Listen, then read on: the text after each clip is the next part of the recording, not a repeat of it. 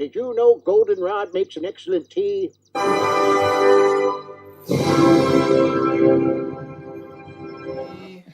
Happy birthday to me. Happy birthday, dear Aaron. Me. You are a sad, strange little man, and you have my pity. Or what's inside. You suck. Finally, we're going to reveal the... Hey, everybody. Welcome back to Tomic's... veteran of the comic book industry for 30 years, I'm a writer, I'm an artist, and this sucks.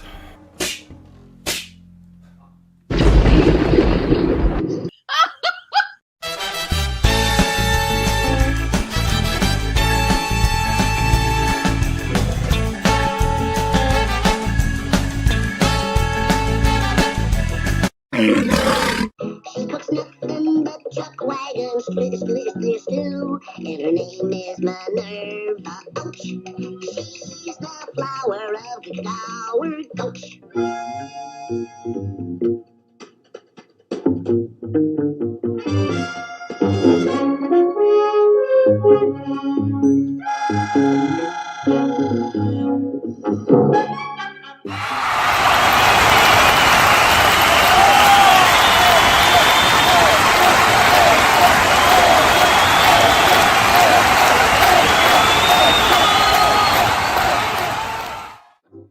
Don't start! We haven't left yet! Oh, yeah, dude, I'm right here. Hey, welcome to Aaron Live. I'm, of course, Aaron, and I am alive. I got to tell you, I wasn't prepared for that video to end. I kind of forgot. I hadn't watched it in, well, I guess a week, right? But I don't know. I was spacing out, and I forgot it ended where it ended, so I wasn't quite right on cue, ready to say, hey, everybody, welcome to Aaron Live. But I am now. So, hey, everybody, welcome to Aaron Live. It's June 8th, 2025, the week before Father's Day. I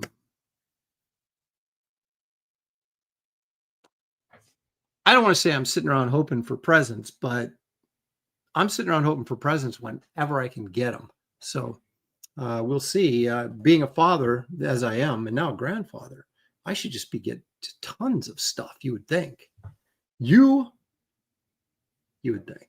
Well, here we are. It's a nice sunny day here in Oregon, while Portland, of course, is burning to the ground. Actually, I don't think it's as bad as what's happening in LA, but it's supposed to get to 92 today. So, I don't know what the moral of that story is. Hopefully it won't get too hot up here. It's a little warm. I'm upstairs. It's a little warm, but it's not, it's not horrible. So let's see who's here. Coram is here, always here for the and much more. That's the thing. You're always getting more than I'm advertising. That's the beauty of this show. Past Master Dan is here. He says, Neal the Great and Bigfoot. What more could he ask for?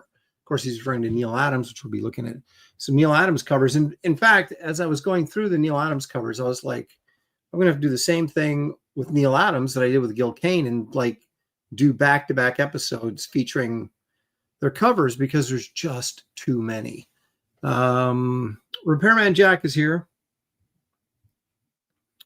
Heath says that the AI Bigfoot videos are so believable now, I think some are real. Strange. I was just listening to, they have podcasts, I don't know if you guys are aware of this, and like true crime and things like that, which are always very interesting. There's this group that they research like internet romances where, people get scammed out of money.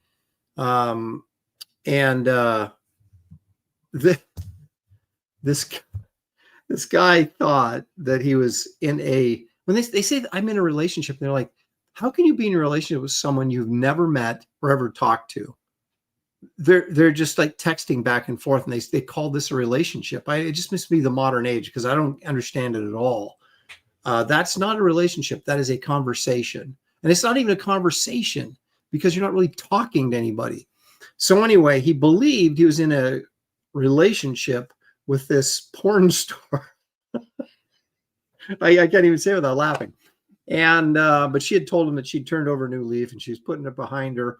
All the while, apparently her OnlyFans or one of those sites was still active with brand new material. So I don't know why this guy couldn't have checked, but and of course he did send her some money.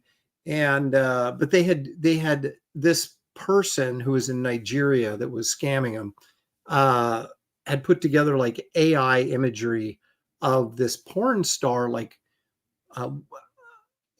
for like to create like, hey, here's some selfies of me to prove that I'm really who I say I am. So all that to say, don't assume that because you're talking to someone on the internet that they're not scammers. And yeah, so anyway, AI is a scary thing and it's getting scarier all the time.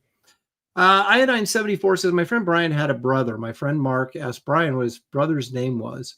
He thought he said Mule. And from then on, Brian's brother was known as Mule.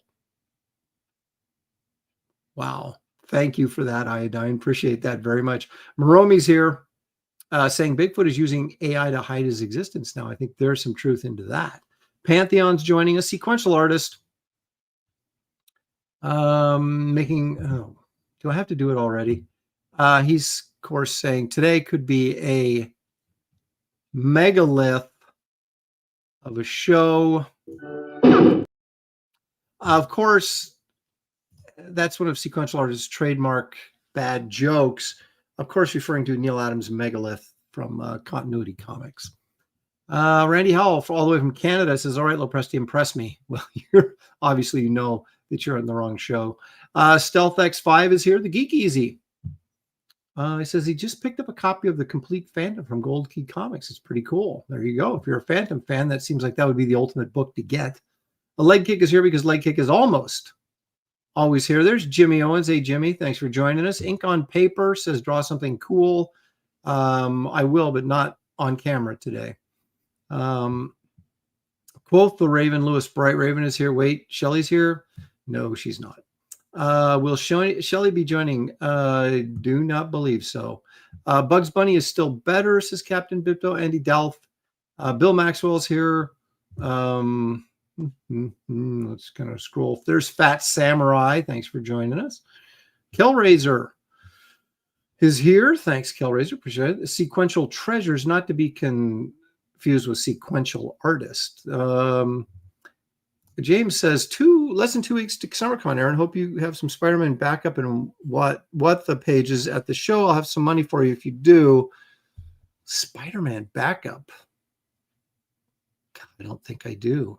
At least if I do, there are none that I'm willing to share with the public. I'll bring my what the pages, what I've got left. For sure, James. So we'll see you in a couple weeks for sure. Marcus Killiger's here, purveyor of all things pop culture knowledge. Rocky Macabre is joining us. Let's see. Are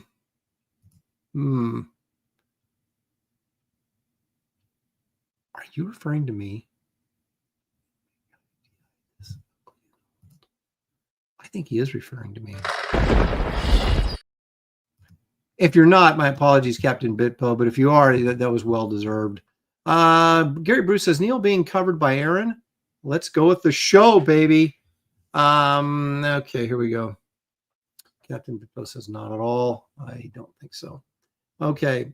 Where are we at here on this fine show already?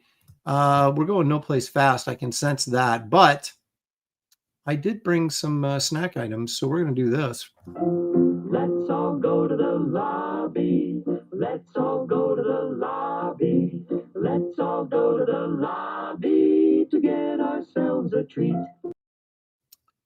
Nothing too spectacular today, but I do find these Sun-made chocolate yogurt covered raisins. I wonder if there's actually any actual yogurt in here.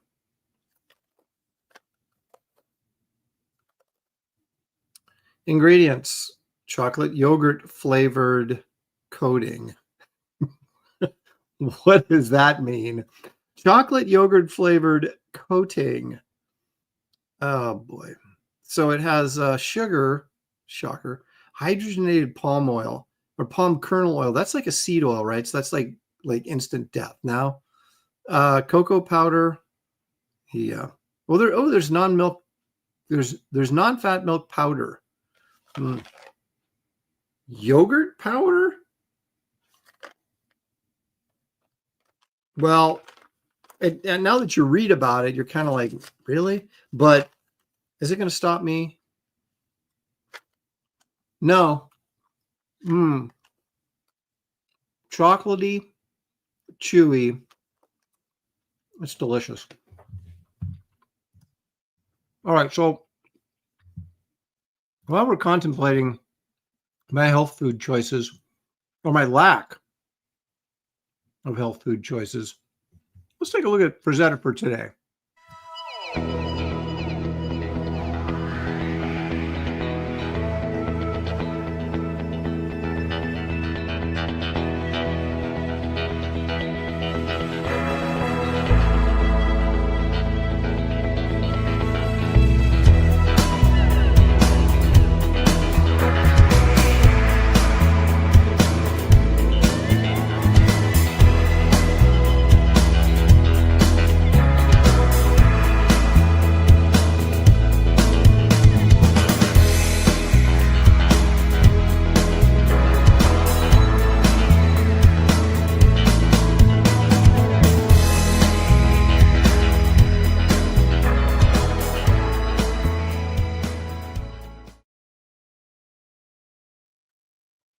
I just tossed the whole box in my mouth. It's probably not a great idea.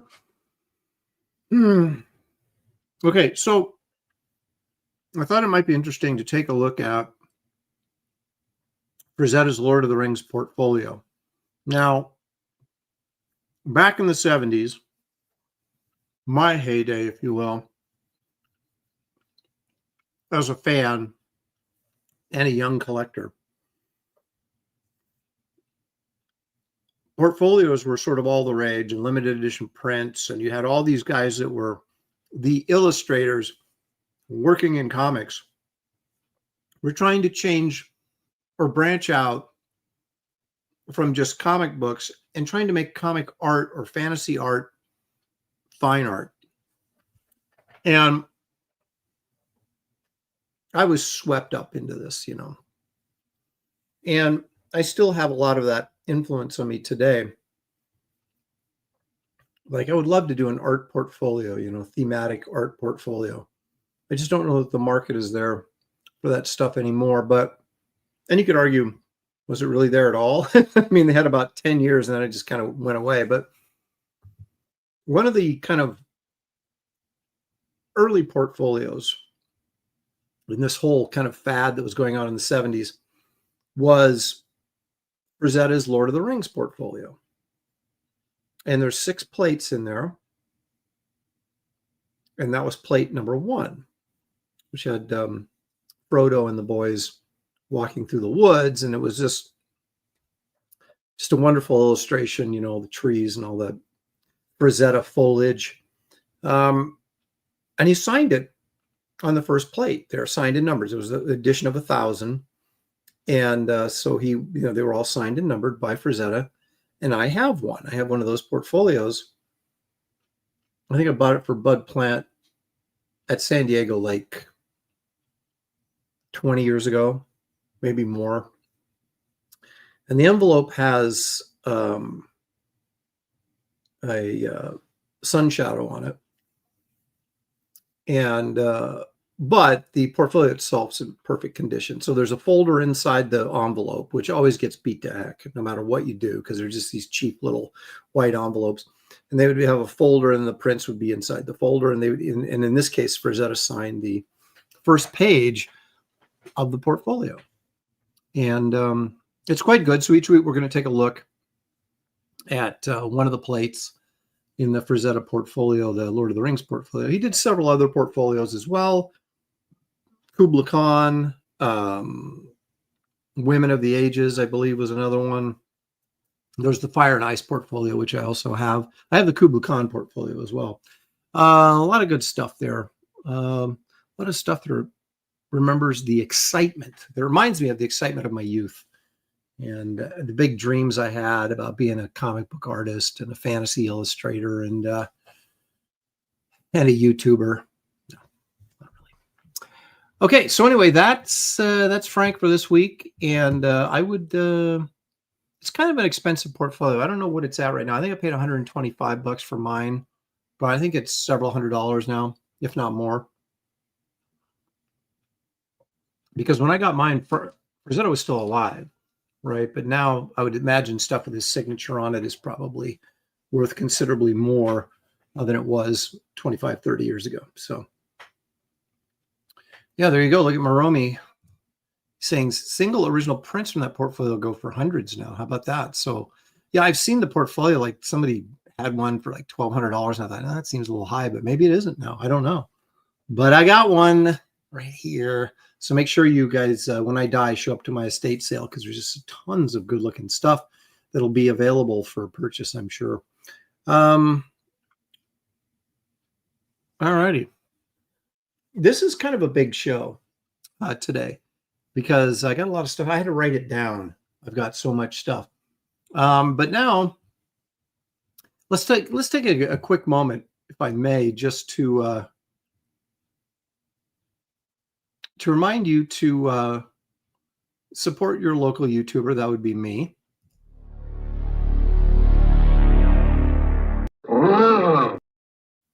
That's right. Like and subscribe. It helps the channel grow. And we've been kind of stunted for a while, right at about 4,200 subscribers or something like that. And I guess maybe I'm going to have to up my content. But anyway, if you're new, hit the like, hit the subscribe. Greatly appreciate it.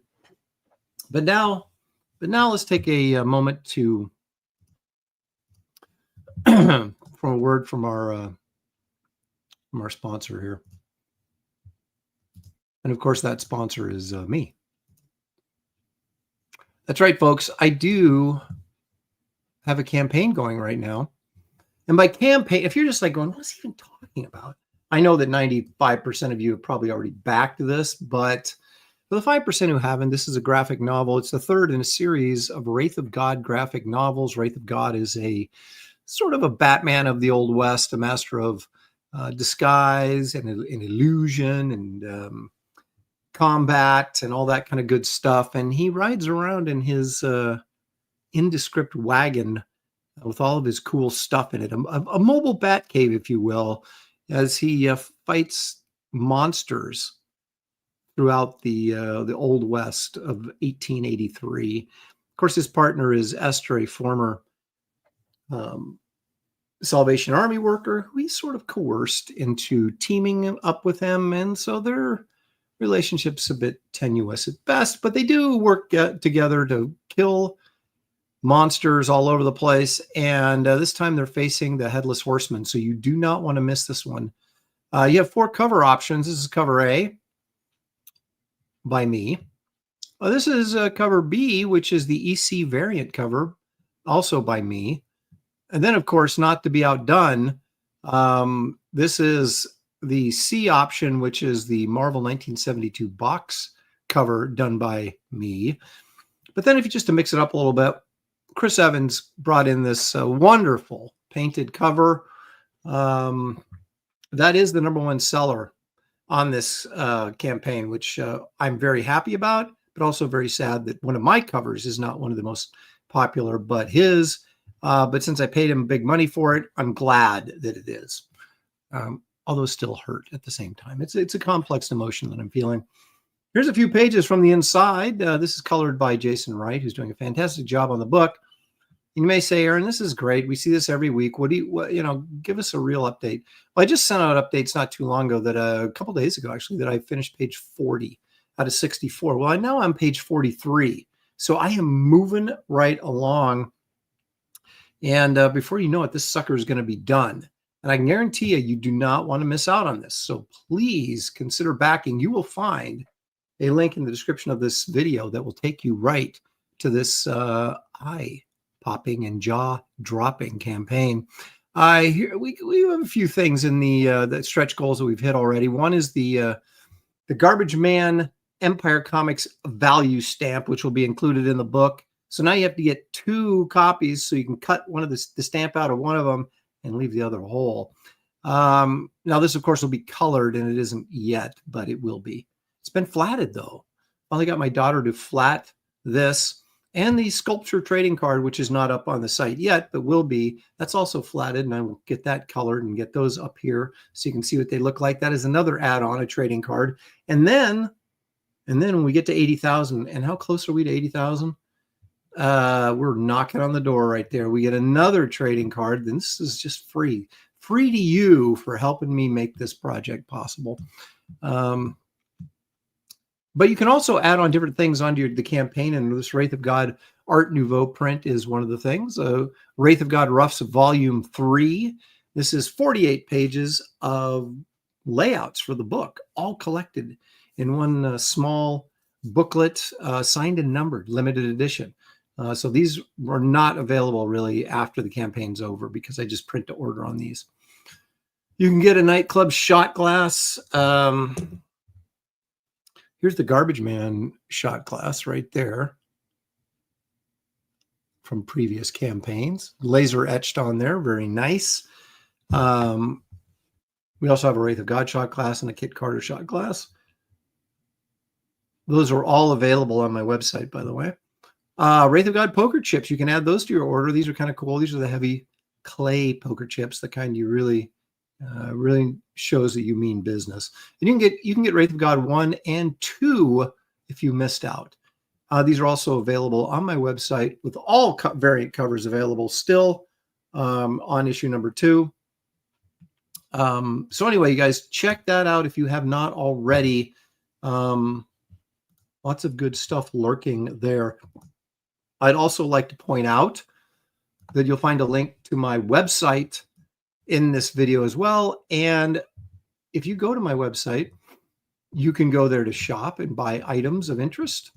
You can go there to read all about Empire Comics, or you can go there to look at artwork and look at my portfolio section.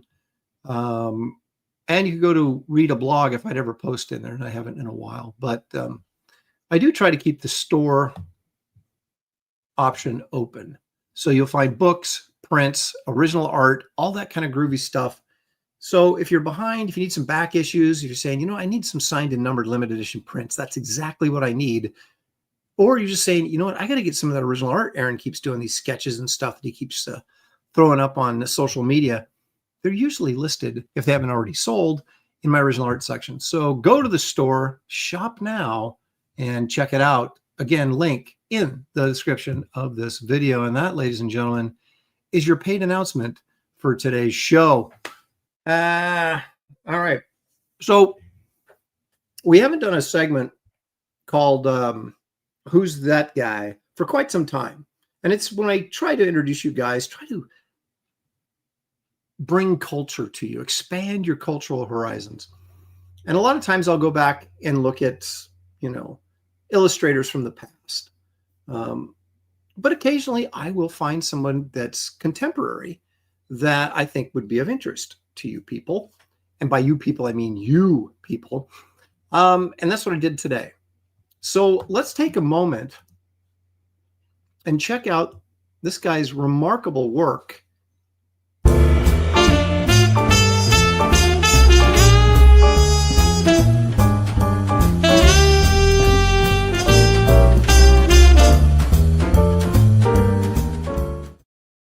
I think it's pronounced Mark Maggiori. So I believe he's an Italian living in France, relocated to the US to do Western paintings. How crazy is that? But let's take a look at some of this guy's stuff. I'm telling you, it's electric. And it's funny, as a younger comic book reader and a young artist, I was never a fan of Western art. But then when I started seeing some of the stuff that was coming out and was available, and I just gained a greater and greater appreciation for the genre of Western fine art. And here we have another guy right here.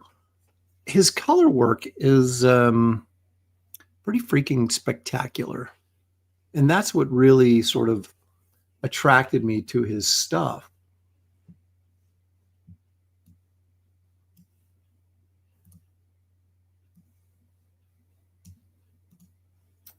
Now, he's originally from France, the birthplace of Impressionism and Romanticism.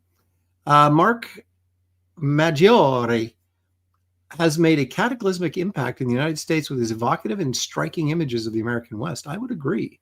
First trained at Académie Julian in Paris, and later picking up narrative skills at Walt Disney Animation France. You know, you see a lot of people like Claire Wendling and other artists worked at Walt Disney Animation in France. European artists that you go, wow, that guy's really good. And you find out, oh, they went through Walt Disney Animation in France. Mark first made a name for himself with the metal band Playmo. How about that? In which Mark served as the lead singer for the heavy metal band Playmo. And he was also the photographer and music video director for the band. Now, after the band took a long hiatus, now I don't know if that means they just weren't popular and they kind of quit recording or performing, but Mark came to America, the location of an important cross-country adventure undertaken when he was 15 years old. Now, once again on American soil, Mark made his home in Los Angeles. It can't be perfect. And later in Kingman, Arizona, now it's better, where his first cowboy paintings were completed after an influential trip to National Cowboy and Western Heritage Museum in Oklahoma City. So this guy's a rock star, a heavy metal rock star, and a painter. Crazy. Now look, get a load of this one. Isn't that what Jack Nicholson said in Batman? Wait till they get a load of me. Something like that. Well, wait till you get a load of this. Look at that.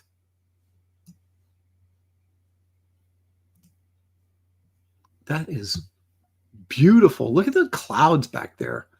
It's like an ice cream cone. Just tremendous looking work. And he does it. These are like freaking huge mural-sized paintings.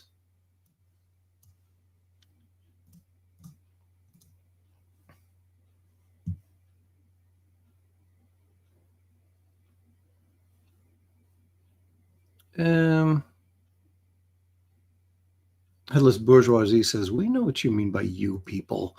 Green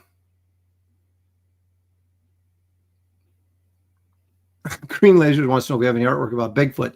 I don't think he's done any paintings on Bigfoot. Yeah, that is an orange-blue complementary. That's just, I just love that. The color is just intense. Let's look at some more because it's fun. Look at this.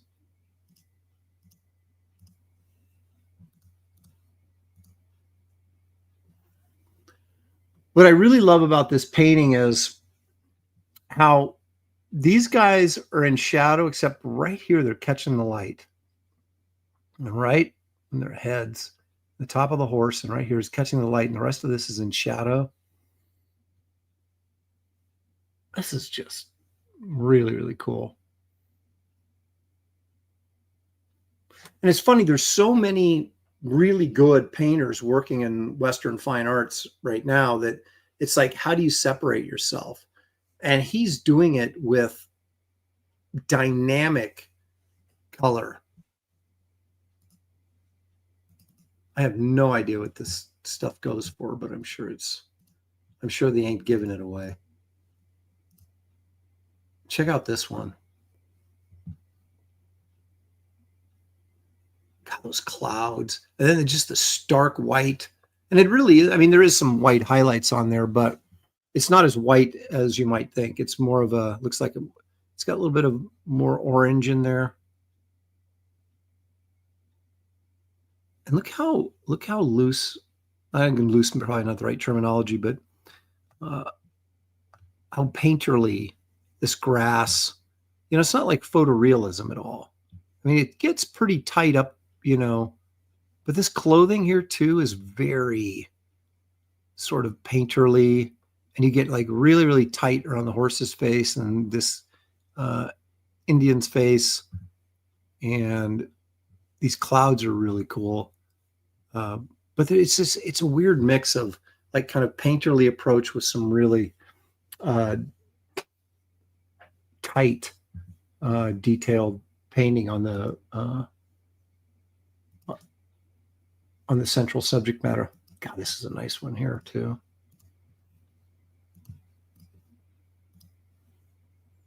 Again, look at that color. You know, that orange, purpley, bluish kind of thing going on. It's a nice angle too on this horse.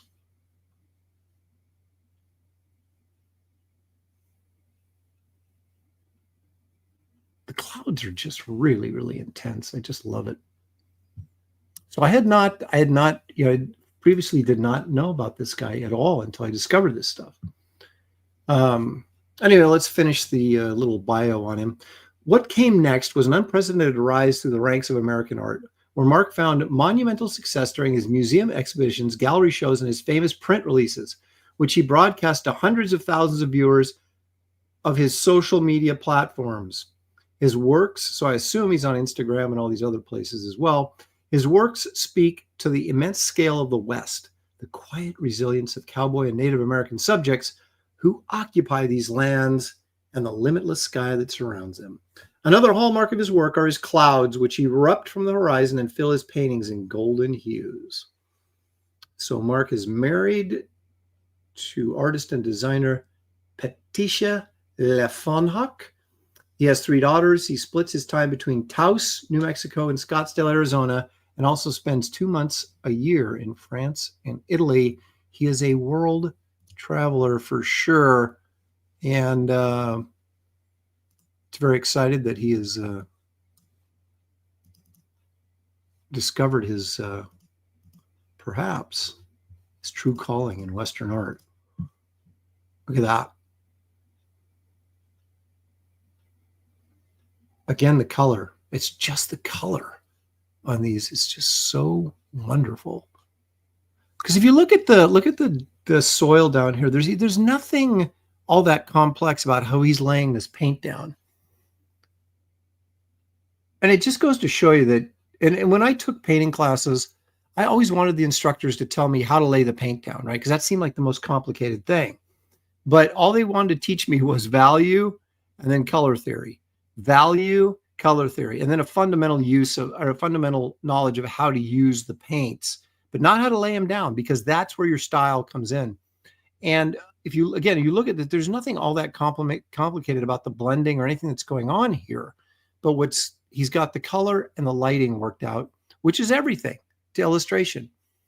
Your values, and then if you're working in color, how you apply your color with those values. And these are just, you know, tremendous.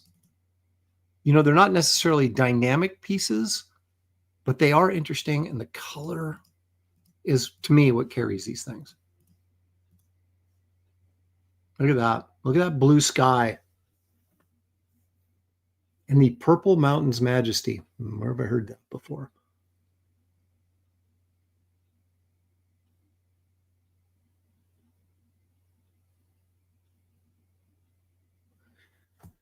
Man, if you can master color and value, you've got it made. Let's do one more. Oh my gosh.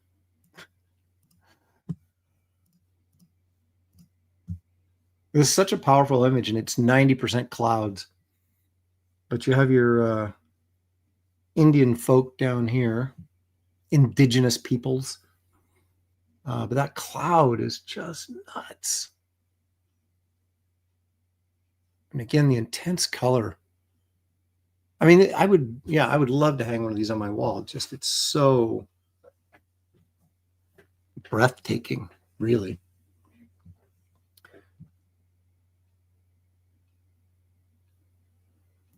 Incredible. Incredible. Anyway, folks, that is, again, Mark Maggiori, Maggiori. MAGGIORI. He's got his own website, as you would imagine. And apparently he's all over social media. So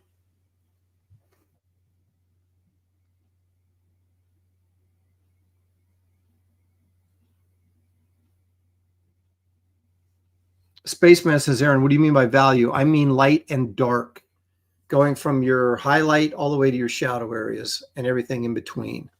That's how you create volume in a black and white drawing or in a color drawing. And one thing I was always taught in the painting classes that I took from a pretty accomplished commercial illustrator who went to school at the Art Center in Pasadena back in the day, and was establishing your values first in your painting. Don't use your color to establish your values, because like red can seem like a bright color, but it's really a dark color. And so you don't want your colors determining your value. You want to determine that before you start laying your color on. And so like somebody like Rockwell, for example, would use Mars, is it Mars Red and Mars Violet? Is it Mars Red? Mars something, either red or violet. And it's a mauve color.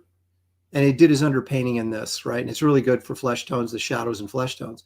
And I was basically taught to do a monochromatic painting of values. In other words, if I'm painting me and my light source is, my main light source is here, coming in this way, right? So my highlights are going to be on this side of my face. The shadow, more shadow area is going to be over here. So you're working from backwards. You're working from light to dark this way. And you establish all those values in this Mars Red or Mars Violet, which I can't remember, it's one of those two. And then go in and put in your color over the top of that. That was one way as an approach to painting. The other, of course, is the classics like Rembrandt, which basically you glaze down, scumble up. In other words, you put glazes of color over the top to make it darker, and then you use white paint and to create your highlights, say on like a spot on the forehead, and then you take a glaze of whatever color you're using and glaze over the top of that, which then kicks it down, and then you brush it up with white again to raise that. Then you brush it down, and you build up this, and it gives this sort of real depth and luminosity. But it's a very long, slow process. But again, establishing your values, your lights and your darks is essential to doing a good painting. So there you go. Stealth X5 for $2. Thank you, Stealth. I appreciate it. Says hello. Hello to you. As always, appreciate it.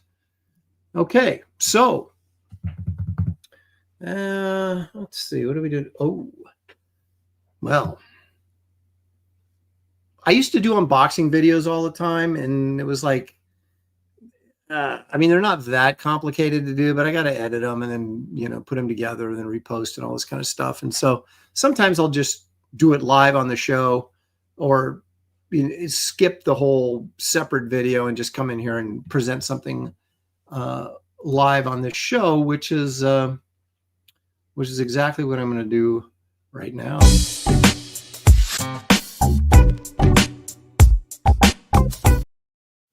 When you go to all the trouble to put together these fabulous intros, you've got to use them. Excuse me. Okay. Now, if you guys remember last week, I went to a comic book show in a local area here, Salem, Oregon. One-day show, and picked up a couple books. Giant Size Marvel Team Up #1. You guys may remember that. And a couple of Man-Thing issues. This I actually ordered online. Off our favorite platform, eBay.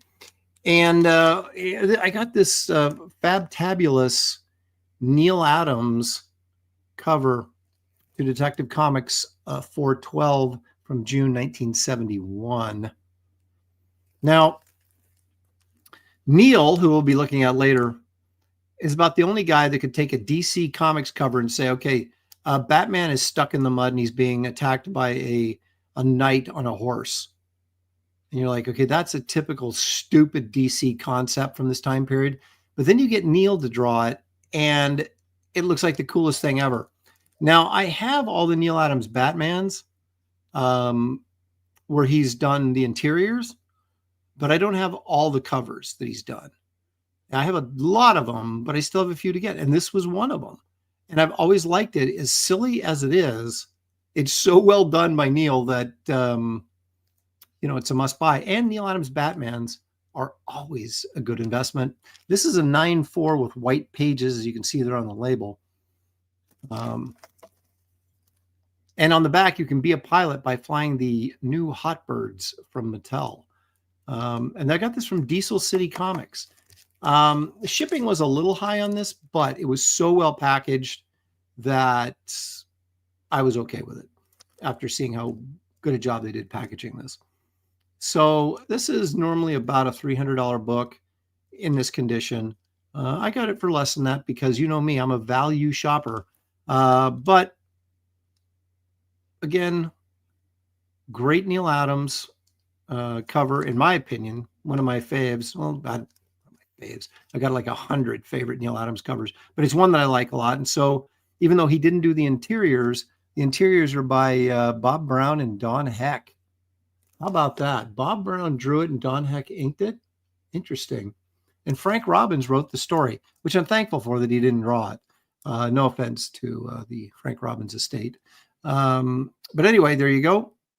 That is what I bought recently. And I'm probably not going to make any more purchases until I appear at the Washington State Summer Con.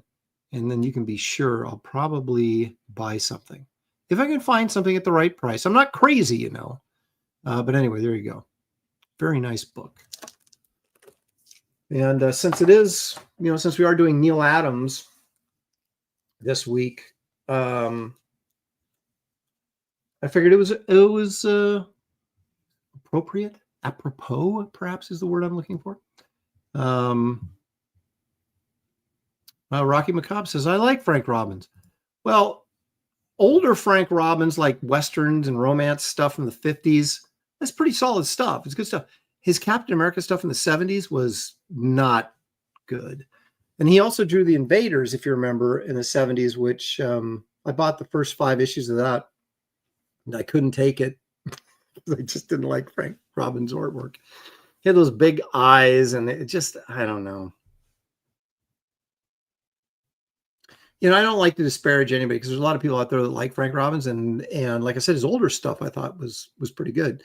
And I don't know how old he was in this late 1970s when he was doing interiors for Marvel, but that could have been part of the lack of appeal that this stuff had for me.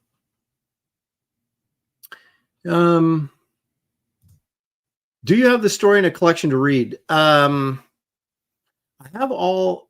That's a good question.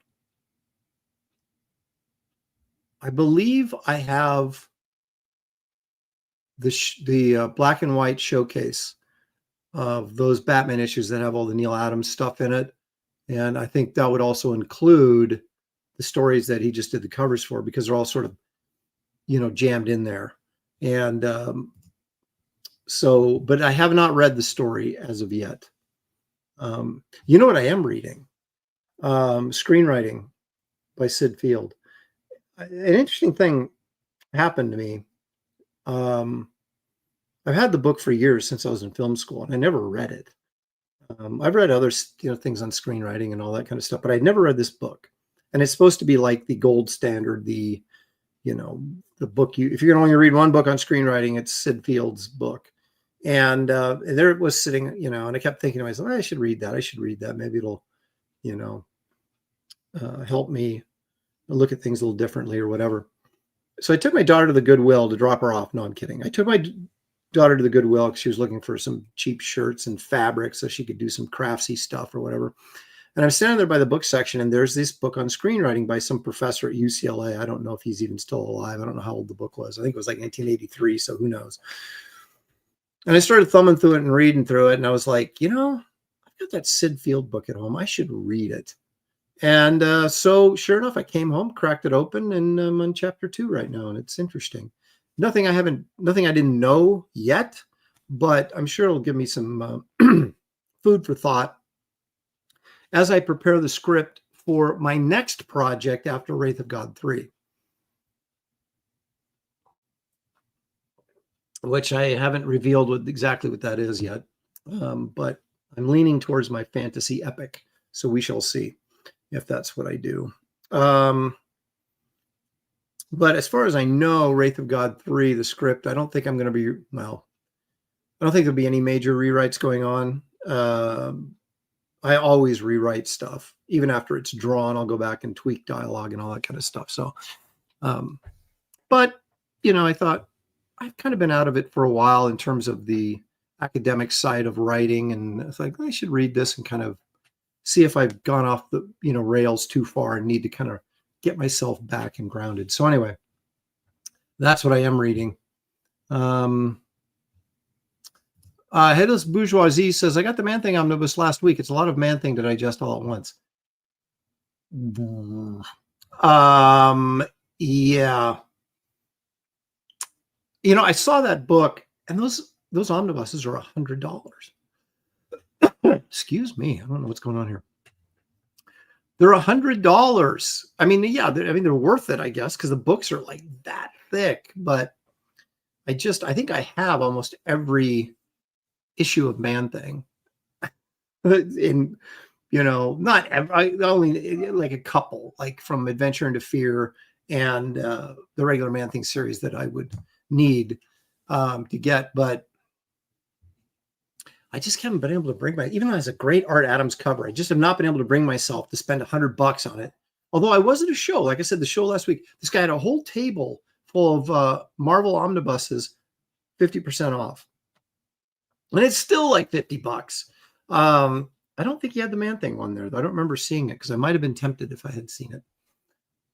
Spaceman says, William Goldman's Adventures in Screen Trade is good. Yes, that is also a classic. Includes the screenplay for Butch Cassidy and the Sundance Kid.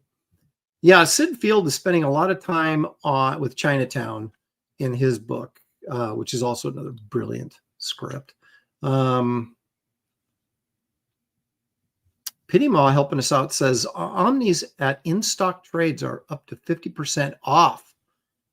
Okay, there you go. Mm-hmm. Spaceman, also a film school person. How about that? Did I not know that? Did you tell me and I forgot, or did I just not know that?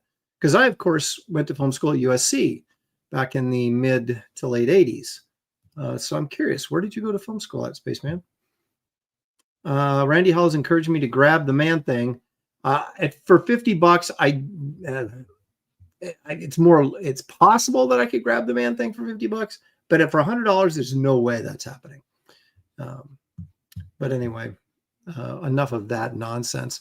So we've come up to the point now where it's time to look at Neal Adams' artwork, and you can never, I don't think, look at it enough. I'm not going to say who it was because I don't like to disparage people, but this artist of some note, you would know who he was if I told you his name.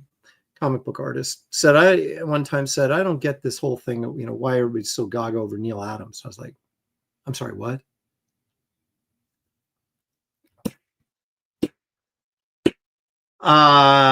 Yeah. So I don't know how you can't be. I mean, it doesn't have to be your favorite artist, but you at least got to appreciate, what he's bringing to the table. But anyway, here we go.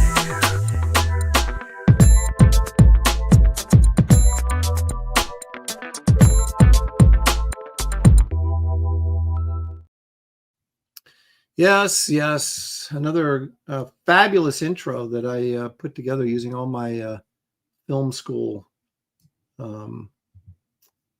knowledge. Let's see. The Spaceman says 2 years at North Texas State. How about that? now called the University of North Texas. Okay, I didn't know they had a film school down there. Very cool. All right, here we go. Okay, these aren't in any order because for me to tell you what my favorite Neal Adams cover of all time is just, it was like trying to pick out my favorite Gil Kane cover. I do think that Creatures on the Loose 18, The Fury of Fra, is very close to my favorite Gil Kane cover, even though I've been mocked by my other professionals for how problematic it is. But I say to them, screw you. Anyway, before we get started, there's Paul Taylor, our resident biologist, all the way from Canada, sending me $10. Thank you, Paul. I appreciate that very much. The invaders didn't have the greatest art, but the stories were fantastic. Baron Blood, an English aristocrat bitten by Dracula, that is true. And the brother of Union Jack, also true, whose legs he crushed with a boulder. I will admit, Paul, I will admit that it's been a while since I have cracked open the Invaders series. But it was one of my fond ones because even as a kid, and I was a kid in the 70s, right? So I romanticized World War II, and I think most of us still do. I mean, I'm sure the people that fought in it didn't romanticize it, but as a culture, we sort of romanticized World War II.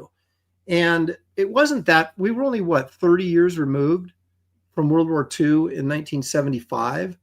And so, and of course, you'd see the Marvel comics from the 1940s and the Price Guide and things like that. So it was kind of very exciting. And then when they brought them back in the Invaders, like a World War II comic, I was like, oh, this is so cool. And so and of course, I loved all the characters, Captain America especially. But that was kind of my draw to it. But then we had the Frank Robbins effect. So I was battling that. But I did buy it, but I got to be honest, man, I haven't read them in a long time. Since I was a wee lad. But now you're sort of making me think I should go back and revisit those. So, okay, here we go. Lost track of what we were doing. Okay, I'm not going to show that one.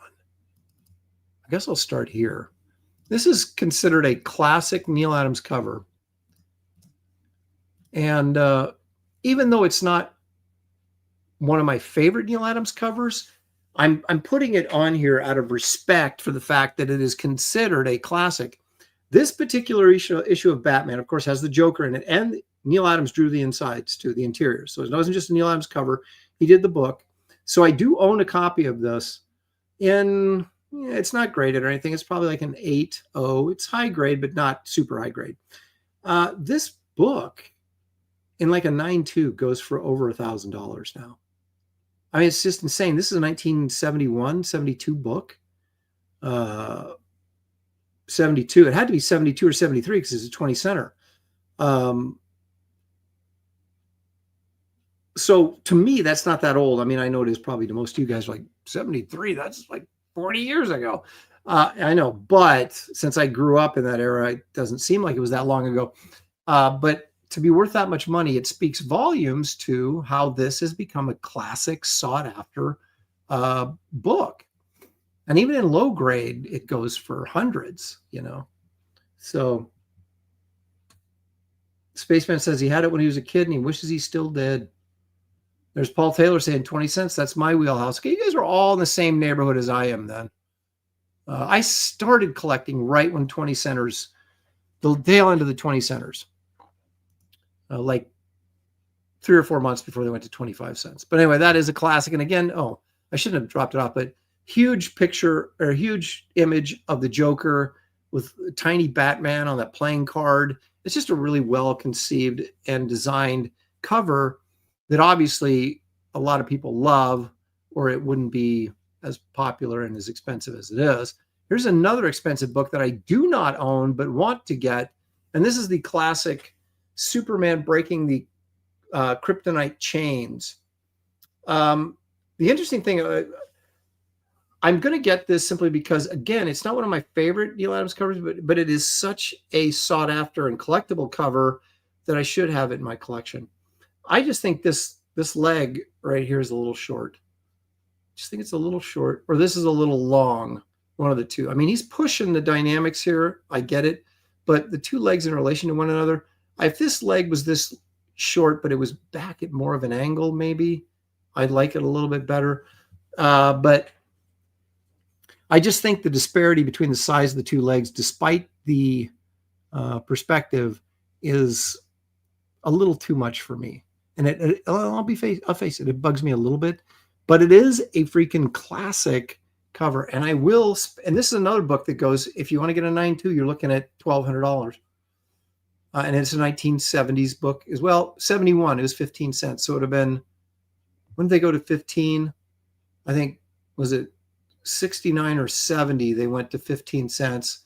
And so it was 15 cents for 2 years, I think, 70 and 71. So this would have been 1970 or 1971. And really, it's the early 70s to mid 70s where Neal Adams was just kicking butt as a cover artist. I mean, he did some stuff in the 60s, which was good. And about 1968, because I guess 68, 69 with his Dead Man stuff. And that really, he started coming into his own. And then by the time he did Green Lantern, Green Arrow, which was 1971, he was kicking butt.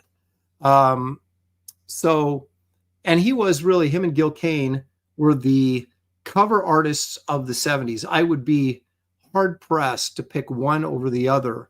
You might give Gil Kane the edge simply because he did more covers, but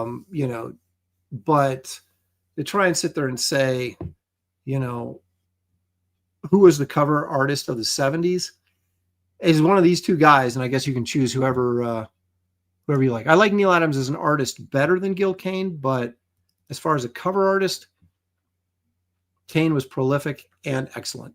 Jerry Rasco for 10. Thanks, Jerry. I actually asked Neal about this Superman cover, and he said just what you did. He hated it because the perspective on the legs was wrong, and he wished he could redo it, but it was too iconic now. There you go. I've never had that discussion with Neal. As I've told you guys before, the only time I ever had a discussion with Neal Adams is when he chastised me for not charging for my autograph. And that went on for about 30 minutes or more. But it was interesting to sit there. I saw this. I saw Rob Schneider doing a stand-up routine about how he went back to Saturday Night Live for this reunion thing. And as he made the joke that, as you know, everybody over there is pretty liberal. And of course, he's a conservative, right? And so he said he was standing behind De Niro was there, right? And he said, and after the photo shoot, they're all breaking up and leaving. De Niro turns to him and goes, Schneider, what is it with you? What is it with you and Trump? He goes, Trump's a schmuck. And you support him, and it makes you look like a schmuck, and so he was getting lectured by De Niro on supporting Trump, right?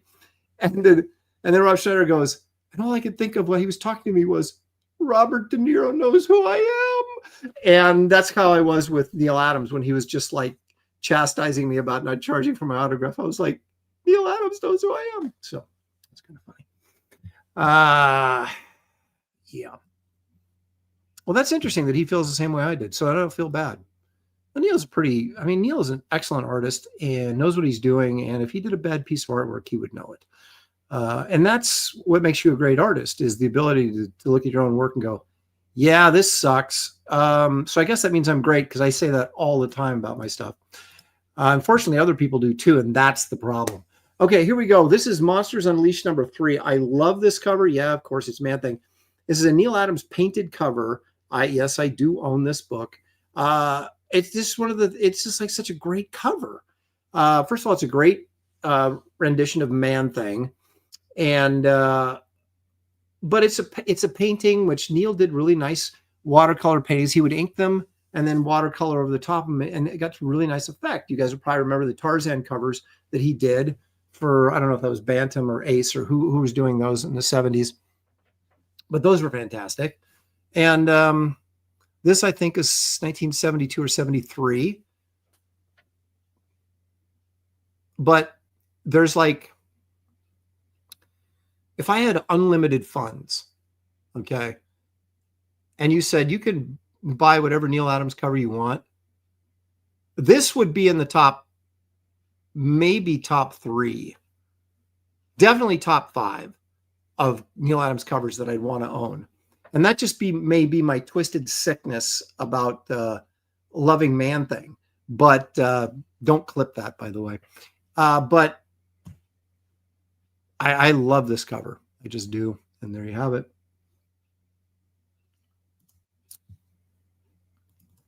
Okay. I guess we're running into a theme here, but all Neal Adams covers are worth money.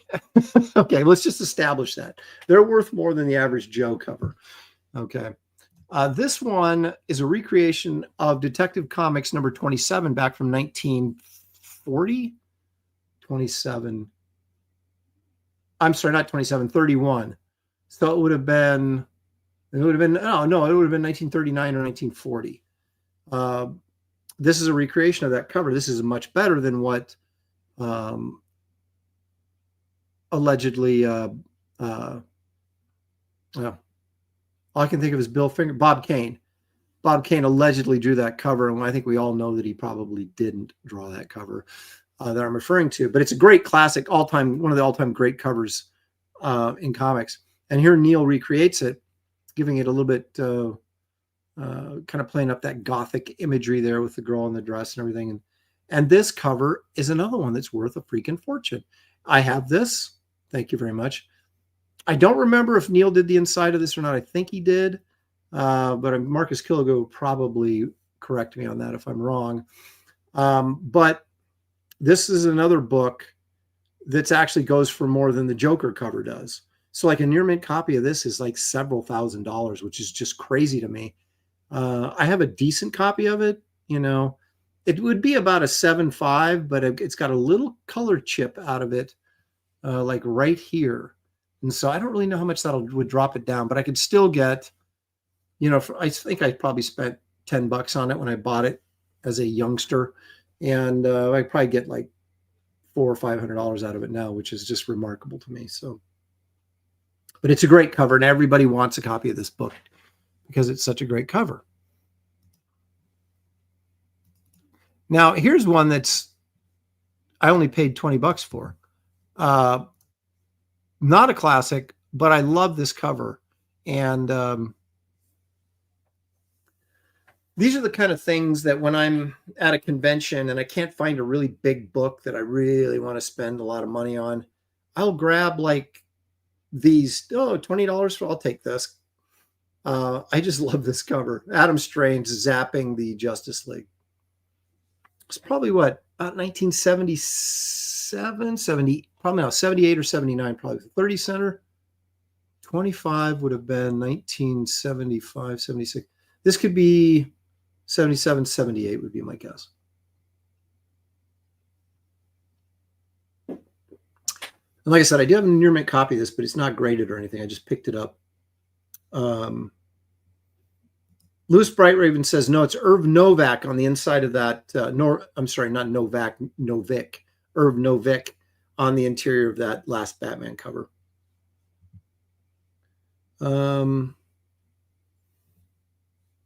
But yeah, this is just, again, the stuff I love, the big, huge central figure that we can focus on, and then you can put in the little figures or whatever else you're doing. But I just think covers are more impactful and work better with large, at least one large cover, or pardon me, one large figure image on the cover that we can focus on and kind of pull us in. But a very interesting and dynamic cover. Now this one, I love this cover. It's Batman 221. This is not my copy. I have a copy, but mine's not graded, and but it's probably a 9.2. I love this cover. Just kind of Batman up there on the gargoyle, looking down over this crowd of torch-bearing crazy citizens. Seek Batman out, my pets, and destroy him. Okay, so we got Frank Robbins and Mike Friedrich did the story on this. This is 1970, May 1970.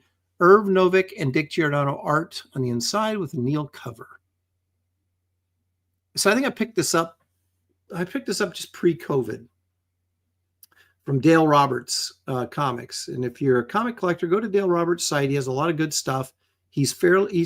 His prices are fair, and he has a lot of good high grade stuff as well. But I got this from him at San Diego. Love this cover. Really dramatic. Again, big picture of Batman. Neal is one of the few guys that would actually draw the main character on the cover from behind or 3/4. I mean, you still get to see his face here, but it's just a cool, great scene. You know, we got storytelling going on here. It's just not just some iconic image. It's actually telling you something about the inside of the comic, or at least what you hope is on the inside of the comic.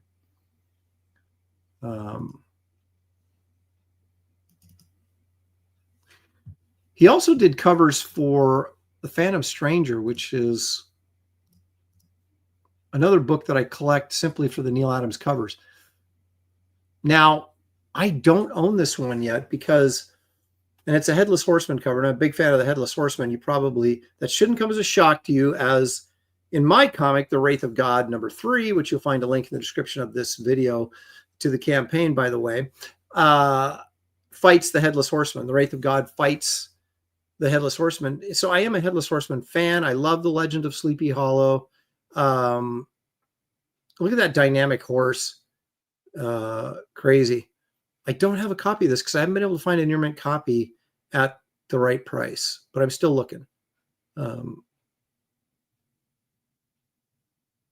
I love this cover, maybe just because it's the Headless Horseman. I don't know, but I just think that horse is cool.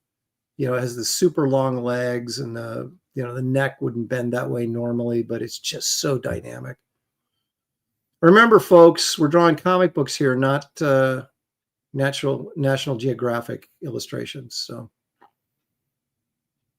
but the Phantom Stranger was always secondary on his covers, almost always. He had a little. It was whatever the haunted story was. It's almost like a House of Mystery cover, and then like, oh yeah, better put Phantom Stranger in there somewhere. And so he's relegated to like this face looking in from the background, but love it. Love it. And look at how good the coloring is in this cover. It's very simple. It's old style coloring, but good color choices. And that's what matters. All the special effects and coloring is great or whatever, but man, you got to make good color choices. And again, you've got to separate your values. Great cover. Great cover. Leg Kick for 5. Thank you, Leg Kick says, buy 9.4 or go home. I'm getting that way. And at least with 70s books, I've been getting a lot of 9.4s. When I say a lot, I mean a couple here and there. 9.4s and 9.6s for 70s books because they're available, you know. And when you start getting into print runs of comic books that are readily available, you got to get the higher grade, and that's what makes that particularly comic more scarce, is because it's in the higher grade. So that's, you know, I'm overstating the obvious there, but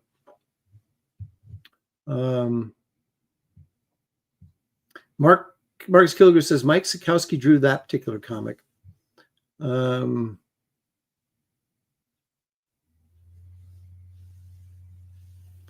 Wow, look at this. If you don't have a Headless Horseman scene where the horseman jumps over Wraith of God's wagon in homage to this, I'll be sorely disappointed, Aaron. I'm not going to say you're going to be disappointed, but I'm not going to say anymore. Okay. All right. Now you want to get to, again, one of my favorite Neal covers. Now this will harken back to that Man-Thing cover from Monsters Unleashed. Now this, if you go through all the first 15 issues or whatever of Phantom Stranger, right?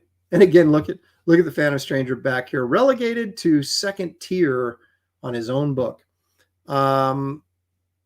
So my first question is, why do you take your girlfriend out to the swamp for a date? Okay, but that's neither here nor there. This is a really cool swamp monster.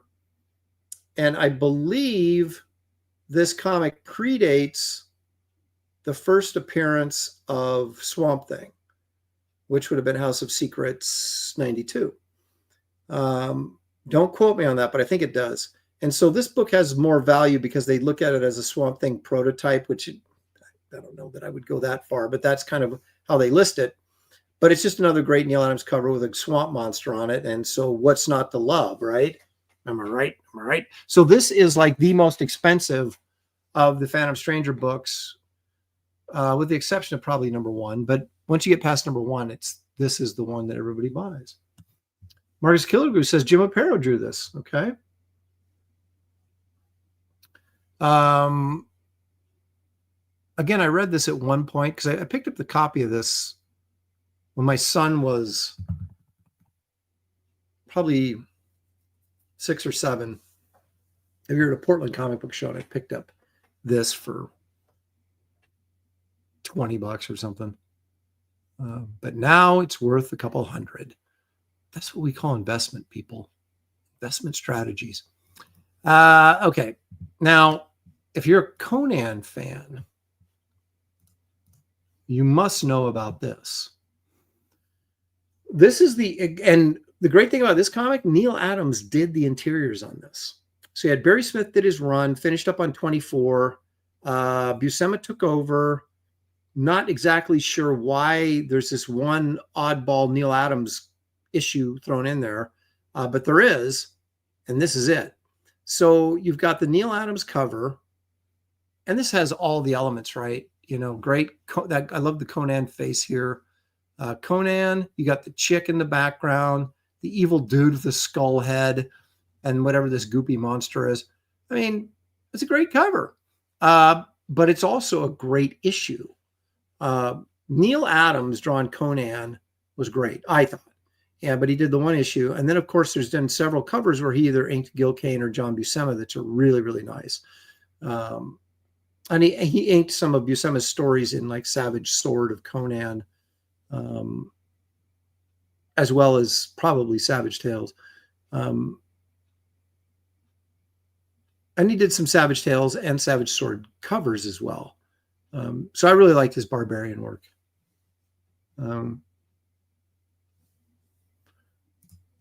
Paul Taylor says, Neal said, I want to do an issue of Conan. So it was written, so it was done. Sequential says, I own that issue in a 9.4 grade. Excellent. Like graded? Because I have a really high grade copy of this. It's not graded, but it would be a 9.2 or a 9.4, somewhere in that neighborhood.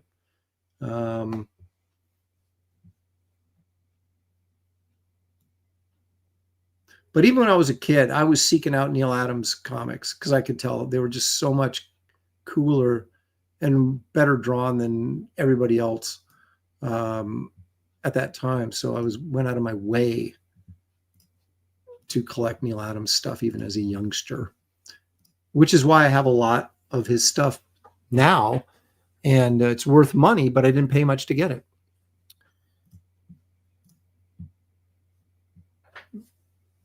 He did a short run on Avengers. He did the cover for... He did the cover for 93, but didn't do the interiors. Then he did the cover to 94, 95, and 96, which he did do the interiors. Great story arc in there. It's like this Skrull Kree War, I think. And there's this one, I want to say it's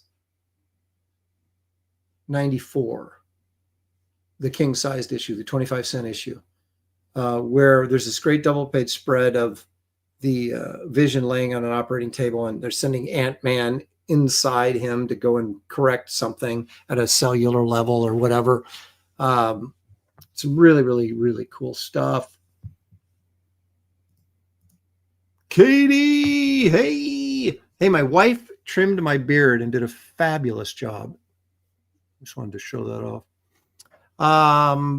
Thanks for joining us, Katie. Appreciate it very much. We haven't seen Katie and Graybeards it's been like 2 weeks or something. It makes me sad until she insults me, and then I remember, oh yeah, it's probably a good thing she's not here.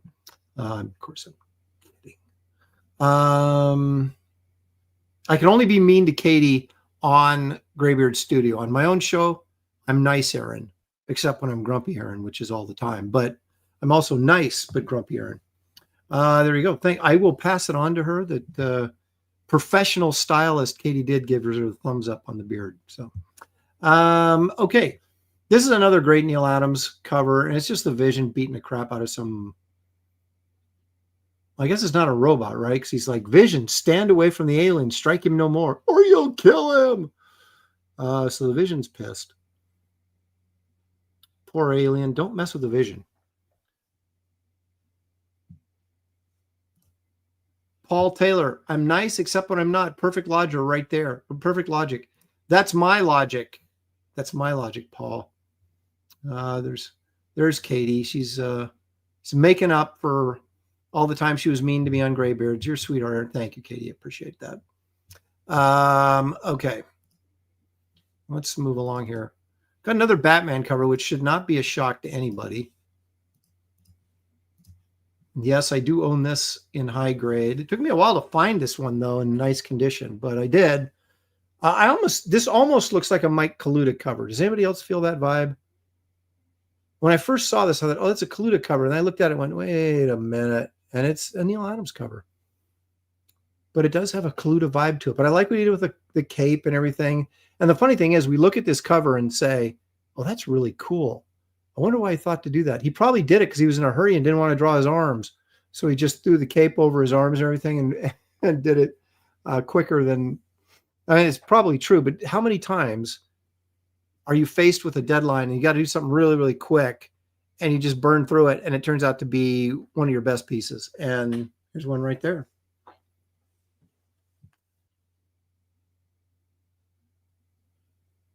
But that face to me looks like Kaluta. I'm just saying.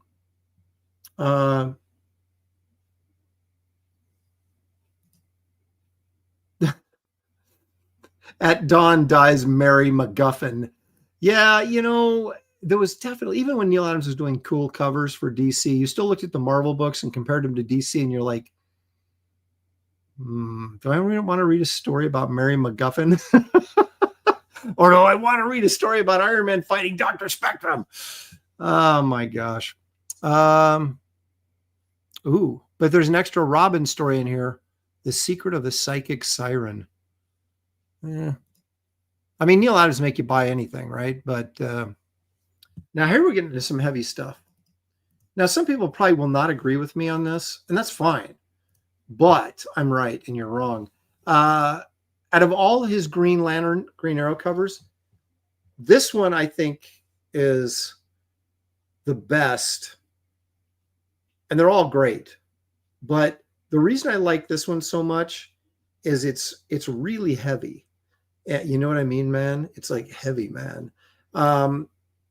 Especially for 1971, all the hippies were going, dude, that is so heavy.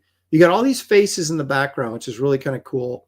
You got Speedy dead, you know, or allegedly OD'd. He's not dead, but he OD'd on heroin. It's just really heavy stuff. And so you got Green Arrow. The interesting thing, the liberal Green Arrow carrying away his ward, who he did not spend enough time with, and the conservative Green Lantern screaming in frustration at the drug abuse.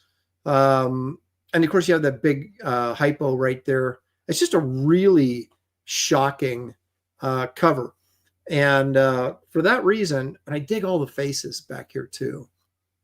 For that reason, this is like, this I think is my favorite Green Lantern, Green Arrow cover. I also like the first John Stewart cover. That's very simple. The interesting thing about the first appearance of John Stewart, that cover, which we may take a look at next week, because it almost made this list, writes and inked him on the inked Neal Adams on that, on the inside. So it does have an extra appeal to it right there. But a very impactful cover by Neal right there.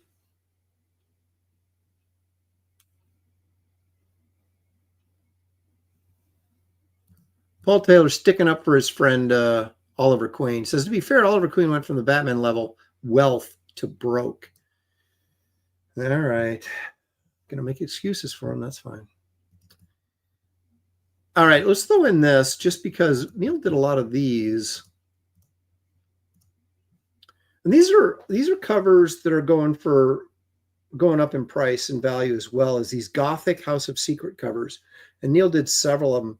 They look like they got craft tint on them. And that's those gray areas right there. I might be wrong, but this looks like a craft tint cover to me. He may have just been watercolor. I don't know. craft tint was a piece of paper that had lines in it, and you would treat it with chemicals in certain areas, and those lines would show up and become this liney gray area. Although that looks like that might be watercolored because I don't see the line work in there. So maybe it is watercolored. Very interesting, especially for this period of time. But really cool. I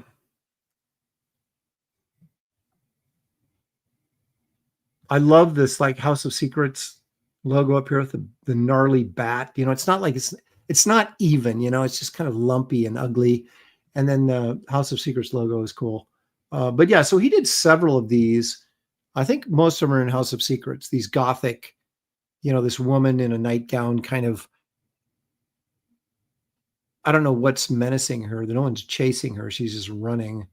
And, but these did several of these that I don't own any of them, and they're getting expensive. And if I'm going to get one, I better get one soon, or pretty soon they're going to be out of my price range. Okay. Here's the one. This goes up there as possibly my favorite Neal Adams cover. Now, the interesting thing about this, I think, correct me if I'm wrong, Marcus Killigrew, whoever else, maybe Louis Brightraven, I think Wrightson did some inking on the inside of this one as well. Now, the interesting thing about this is it starts off at like a carnival or something with cameos featuring Len Wein, Bernie Wrightson, and who was the other guy in there? Was it Chaikin? I can't remember.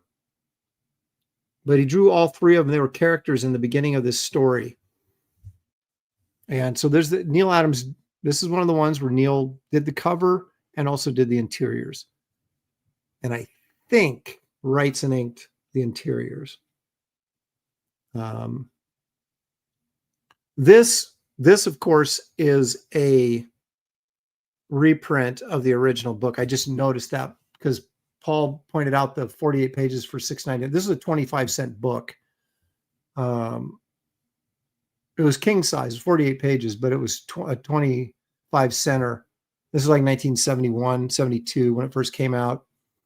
And whenever DC was doing those 25-cent giant variants, it was right when they transitioned from being a 15-cent comic to a 20-cent comic. So they had that 25-cent thing, and then they went down to normal size again after 2 months, I believe it was. They would do back-to-back 25-cent issues. And then, so this was a 25-center for 48 pages.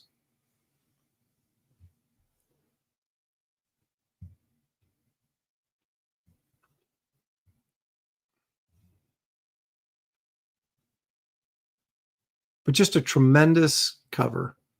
And I mean, you don't even have to. Poor Robin, he was always getting menaced, and Batman had to save him. What good is your sidekick if you always are saving them? If that's the crux of all of your adventures is saving your sidekick, it's probably shouldn't have a sidekick. But anyway, so poor Robin getting menaced by the Grim Reaper, and Batman shocked. Will he have time to save him? You know, the one thing that Neal Adams did that I don't know a lot of other people did, or well, Aparo did it too, but I think Neal started it. And then you don't really see it in modern Batman. Like he would draw Batman looking scared or, weeping. You know, we always think, I would always feel weird drawing Batman. I didn't draw Batman a lot, but when I did, to draw him like sad or weeping or scared, because it was like, this is Batman. Nothing scares him. You know, he's never sad. I mean, if he is, he's sad as Bruce Wayne, but certainly not as Batman.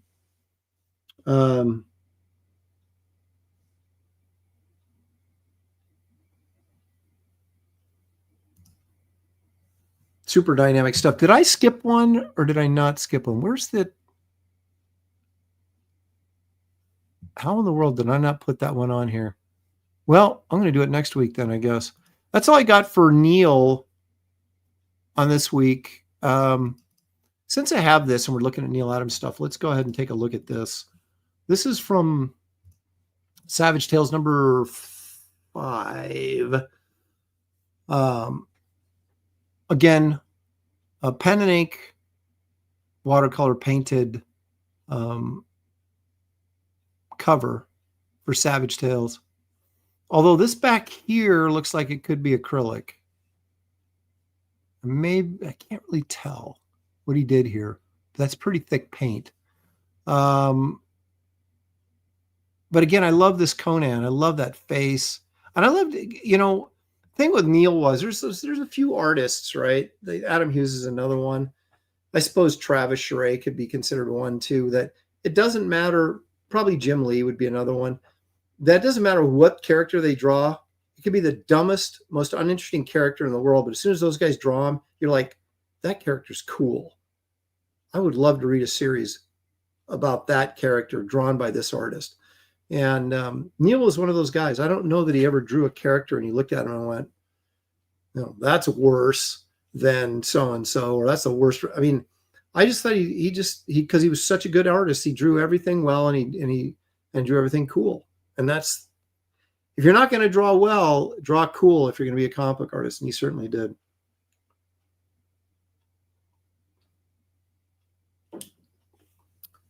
I'm not sure what Art of Roy means here. They've faded. I've seen some of these originals and they haven't faded. So I don't know if he means faded in terms of memory or if they've actually, the original artist faded. But from what I've seen, that is not the case. Yeah, there's a lot of good Dead Man covers, and but I almost had a couple in here, and then I pulled them out and put these other ones in, and I've got like 16 covers here. So we will be doing Neal Adams Part 2 next week and get some more of this stuff, because there's so many really, really good covers, and that I think deserve attention, deserve recognition. And so we'll do a deep dive into that next week as well. Great Spectre covers as well.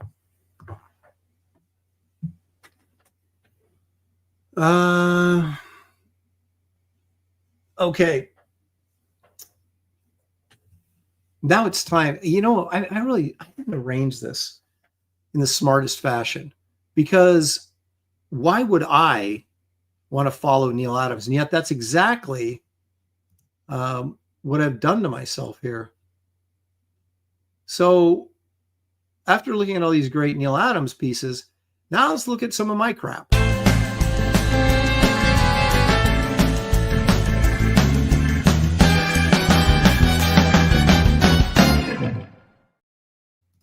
Yeah, let's find out what's in the old flat files.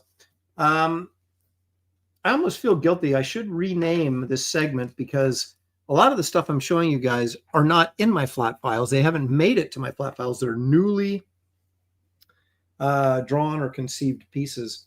Now, for those of you who missed Graybeard Studio, last week we had Jeff Johnson on, an old friend of mine. Old meaning he still looks way younger than me, but we've been friends a long time. I've known him for a long time. And he's a martial arts kind of fanatic guy. So we did martial arts characters. I was going to do Iron Fist, but of course, Dan, I choose last, being the host, try to be gracious. I always choose last. And so Dan Lawless took Iron Fist. And so I went with Hong Kong Phooey, Dragon on a Heater. There you go. Once again, I have taken a childhood memory and turned him into a habitual smoker. But anyway, it was my contribution to Graybeard Studio. So if you want to see some really interesting live drawing, you should be tuning into Graybeard Studio. And even if you can't watch it on Wednesday afternoons, I forgive you. You can watch it in reruns whenever you want. It's up there on YouTube. So that's the Wednesday show. We always have something exciting to do. Andy Smith will be joining us this weekend, and there'll be a poll posted on Twitter Monday afternoonish, and it's up for 24 hours. Allows you guys to vote on what subject matter you want us to tackle. So there's my contribution to martial arts. I came up with this because I don't remember who it was, but someone on Twitter said Hong Kong Phooey, and I went ha ha ha. And then when Iron Fist got taken, I was like, maybe I will do Hong Kong Phooey. And then I did. All right, so in lieu of the Fantastic Four movie, which is coming out, which I know most of us, we're all sort of hoping it's going to be really cool, but now we're sort of in fear that it's not going to be, from what we're hearing. But it has sort of inspired me. So I did a rough drawing here that early stages here, blue pencil, but this is going to be a color piece when I get it done. But there you go. It's Galactus with the Silver Surfer buzzing him. So as Gary Martin and others make fun of me for constantly drawing, I am constantly drawing when I don't, when I'm not babysitting or, making dinner or whatever, the normal routine of life. But when I'm not, even after I get done doing my Wraith of God work for the day, I will then sit down in front of the computer and, watch videos about whatever and draw stuff. And this is what I'm drawing right now. Hopefully I'll get a chance to finish this up in the next week or so, but yeah, this is my recreational drawing right here. Galactus and the Silver Surfer, the male Silver Surfer, I'd like to point out.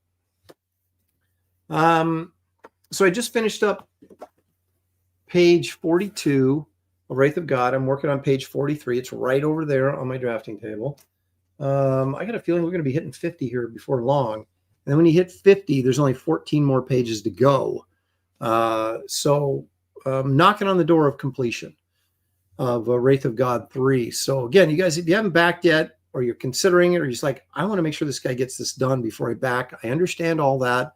There's been too many people that have screwed over the backers by not finishing projects. And but I have never done that, and I never will. So you can count on the fact that Wraith of God 3 will be coming out.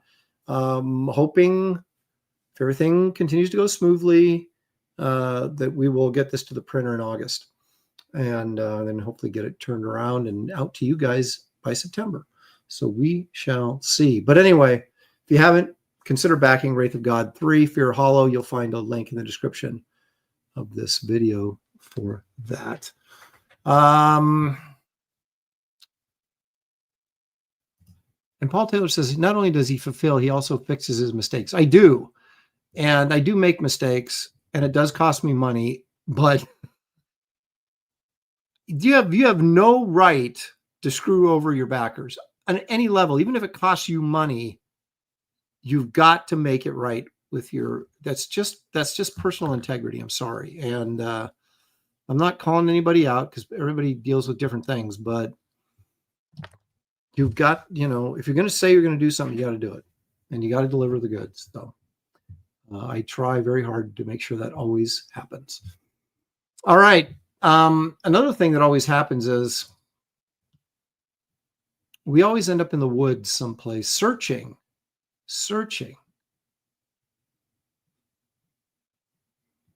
for some tangible evidence, some proof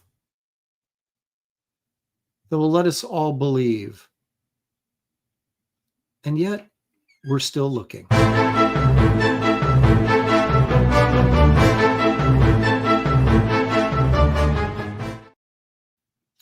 This was a, shall we say, fertile week for Bigfoot videos. So we're going to take a look at several. You, of course, as always, will be the judge of, well, I will too, but you can judge for yourself as to what you believe to be real or simple fabrication. Now, I am a little, I don't say I'm embarrassed, but there was a video that just came out last week, supposedly by the Colorado River, of some Bigfoot in the woods, yada, yada, yada. Everybody sent it to me. Everybody's seen it. And when I was looking for my regular spots, I couldn't find it. the actual video, like on YouTube or someplace that I could download it or copy it effectively. So I still don't have that one, but maybe by next week I'll have found it and can put it up there. But anyway, I did find plenty of other ones. And apparently 2025 is the year of the Bigfoot because there's a lot of strange activity going on. This one is, I believe, from Idaho. Now, sadly, this is just a still photograph. But, I mean, as far as photographs go, it's fairly clear. You've got these super long monkey arms, right? So the question we have here is one of two things. Well, one of three things. Number one, it's real, which of course we all know that's not true. Or it's a guy in a costume. Or actually there's four choices. Or it's a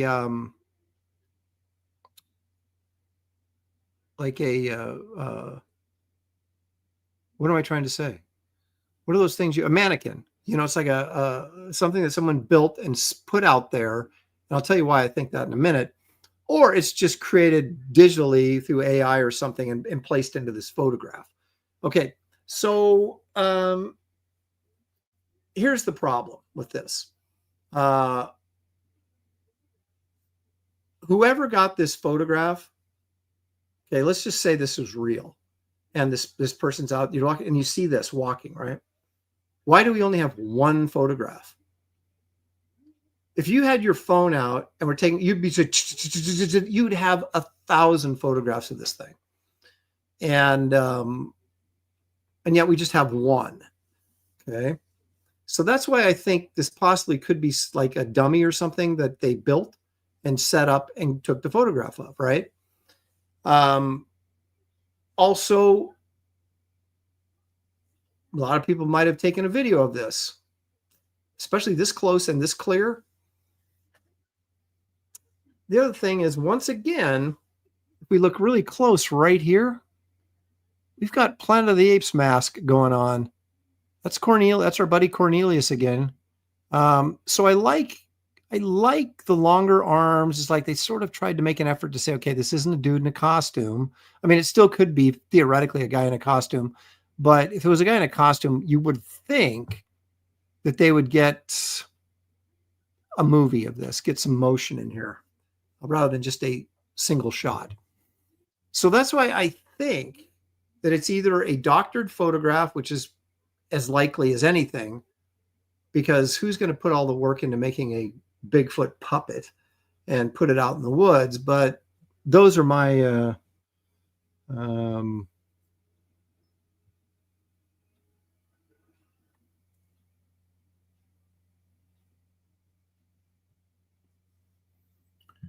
so that's my theory on this one, although I do like it. I mean, it's one of the better still Bigfoot photos we've seen because it's clearly,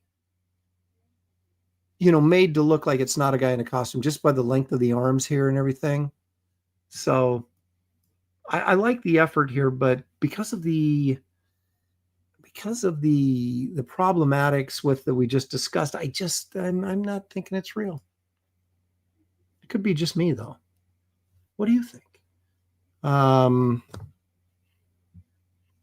Hulk Smash says it's really stupid. Okay. Let's see what else we got here. All right. This is okay. I'm sorry. I'm embarrassed to even show this to you, but it's my obligation because who knows? Maybe I'm wrong. Maybe I'm wrong. You might have a completely different take on this, but if this is an AI generated, then, well,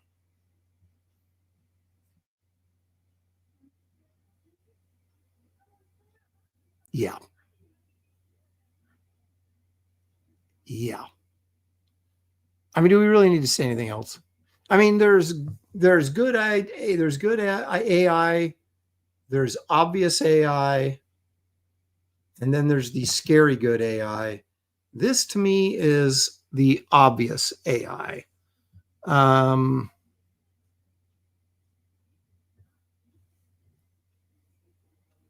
Even the camera movement, like, how did you get this close to this Bigfoot? And then you're doing like a Spielberg camera movement here. And then all of a sudden he turns his head and looks. And why would this wild animal look over there when he should be looking at you? This is clearly AI. Unless you feel differently, then who am I to shatter your dreams about Santa Claus?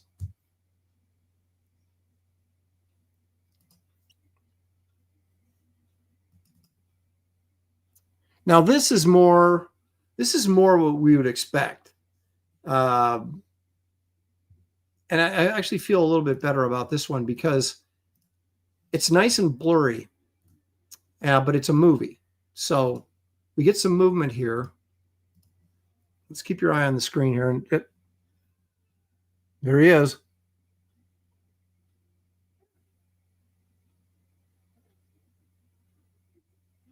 Did we show this one before? I don't think we did, but maybe we did. Okay, so you got a shadow on the ground, which makes me think, okay, this isn't AI. This is a dude in a costume. And the other thing is, he's like 5'6". So this is a Bigfoot that has stunted growth, I think. This is not a tall Bigfoot. And if you look at the legs, it looks like a costume. Looks like a short dude in a costume. So you failed on every level except getting the camera blurry. They did an exceptional job of that. But you didn't get a tall guy to play Bigfoot. You got a baggy costume, especially around the legs. Now he's kind of hunched over while he's walking, and he's walking slowly. Look at you get a quick shot of his face right there. Has a bit of a monkey feel to it, so he's wearing a monkey mask, allegedly. But again, I often cite these guys that are special effects guys, and they view Bigfoot videos, and one thing they always say is, that's a guy in a costume. He does not look, he's walking like a dude in a costume. He's not, there's nothing animalistic, there's nothing unhuman about him. And so that is always their first giveaway. It's like, if we're going to see some sort of species that's in transitional form from human, ape to human or something, he's not going to move like a human being walking through the woods. And that's exactly what this guy's doing. Although he's bent over a little bit and he's swinging his arms, he's taking bigger, slower steps. Fake. It's fake, I tell you. Where's the real evidence? Well, Art of Roy says, no animal in the wild watches where they walk. It's very true. Yeah, let's see. So this is not a Bigfoot, but it's a medium foot. Rocky, you might be onto something. Now, of course, in my not best-selling creature book, Fantastical Creatures, a Field Guide, I do have little Bigfoot in there. And of course, he stunted his growth by smoking cigarettes and drinking coffee. So, which should probably not come as a big surprise to anybody that I would write something like that. All right, now this is blurry, but I actually kind of like this. There's a lot of nice nuances to it. Let's take a look. So here he is right there. You can actually see his butt cheeks right there.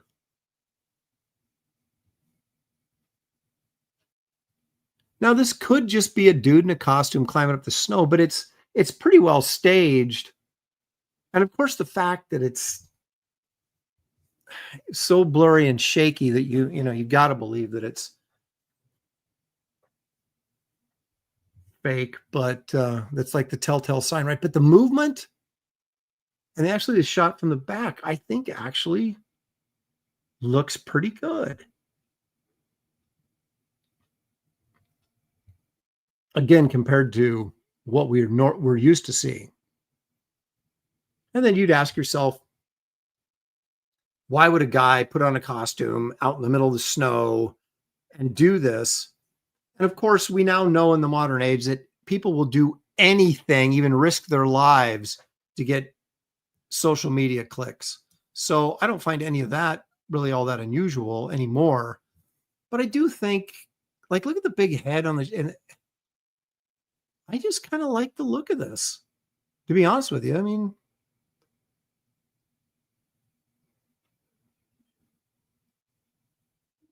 he's obviously not transversing. Is that the word? Transversing the snow very well. So, you know, makes you wonder if this is Bigfoot. He doesn't look like he's been out in the snow very much, but then again, you know, he can always slip, right?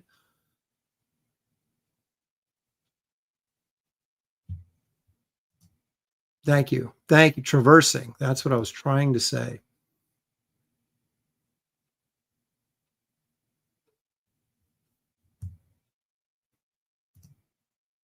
No comment.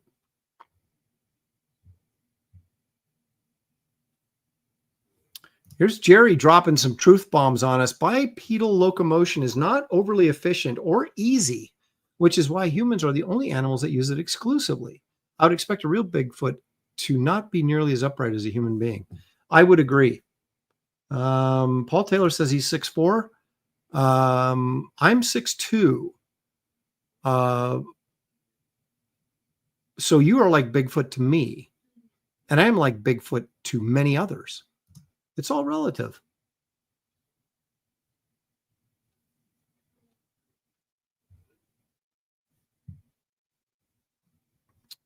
Well, actually, this is why have we not discovered?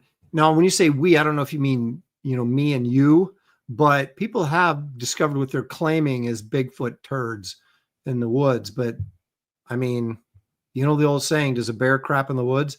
It sure does. So how are we supposed to know that, you know, how are you supposed to tell if it's a Bigfoot log or not? I don't know. I don't know. Daniel Russell says he's 6'9", which I think he's lying, because if he was 6'9", he'd probably be in the NBA.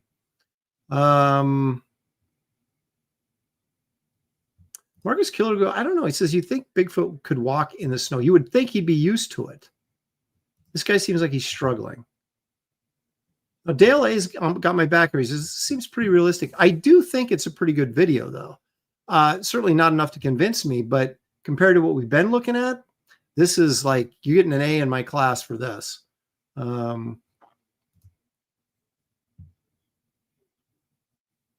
Oh, Paul Taylor's saying he doesn't drink coffee and he doesn't smoke. That's why he's 6'4". And I don't either. I don't drink coffee. I don't smoke. I did make this fake cigarette, which I use online quite often. But I do not smoke. So thus, I am the tallest mutant person on both sides of my family. I had a cousin who tragically died in a rafting accident years and years ago, but he was 6'4", and he was the tallest person in our family. But then I was second at 6'2" on both sides of my family. And we had family pictures together. I'm like this mutant in the back row.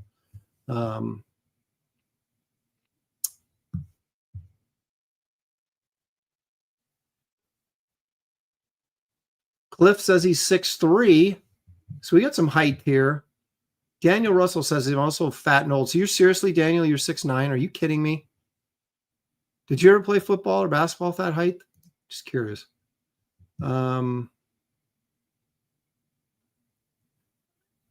Sequential Treasures, excellent point. If Bigfoot craps in the woods and no one is around to film it, did he actually do it? Art of Roy is throwing some shade, saying I'm 6'4" like Paul Taylor, but I'm a slim 220. If you're 6'4", 220, Art of Roy, you're a big dude. Not to be trifled with, for sure. I'm 6'2", 210, and I should be 6'2", about 195. So, all right. So anyway, there's one of the better videos I have to offer you today. All right. I don't know what we're supposed to make of this, but we're going to try.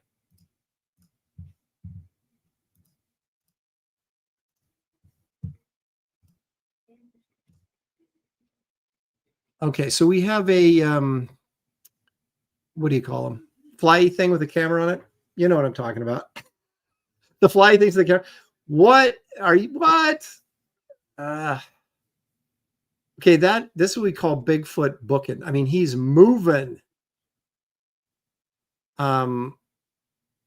Yeah, I mean, that could be a guy in a hoodie for all we know.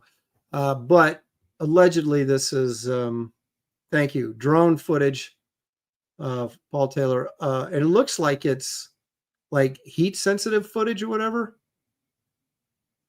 Heat signature. So is this at night maybe? I don't know. It's always weird how people post this stuff without any details or information.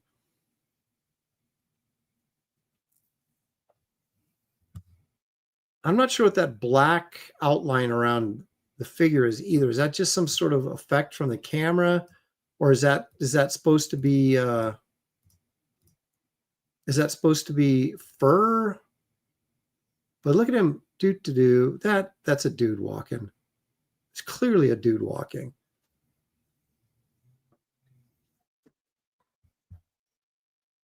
And I know it's not Kelsey because I don't think I've ever seen Kelsey walk that fast.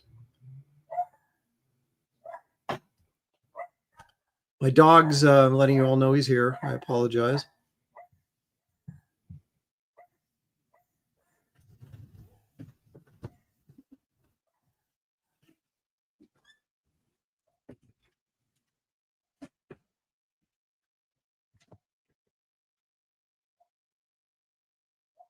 Now, he could be late. You know, I mean, I'm not saying that a Bigfoot would never walk fast. He could be late. A sequential artiste for $26. Thank you so much. Early happy Father's Day to you, Aaron. Best regards to you and yours. Thank you very much for that sequential. I appreciate it very much. But very kind of you. Paul says maybe left something on the stove. Moromi's saying that's pretty fast for a guy in a costume, but drone footage is clear. It's crystal clear. And who knows? They might have sped it up too. It's hard to tell. Okay. All right. One more blurry video to kind of make your day here.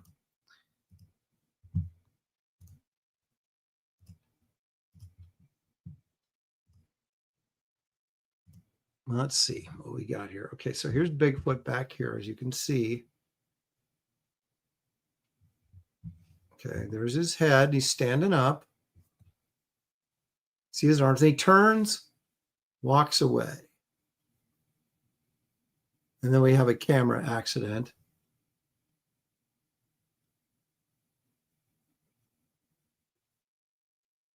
Stand up. So now this does appear like maybe Bigfoot was, taking a dump there behind the tree and got, see, and then he stands up and goes, oh, is somebody watching me? You know? So then he gets up, kind of looks around, kind of feels, I don't know, maybe embarrassed. Thought he had a private area, but really did not.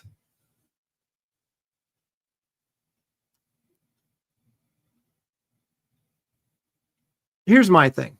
If you're going to make the video blurry so we can't see anything, why do you have to shake the camera as well? Why can't you just make it blurry and not shake it so we're all like got a headache and about ready to barf?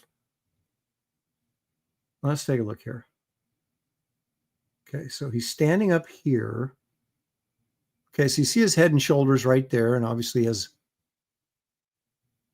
arms, and he turns and heads off, and then the guy has a camera spaz.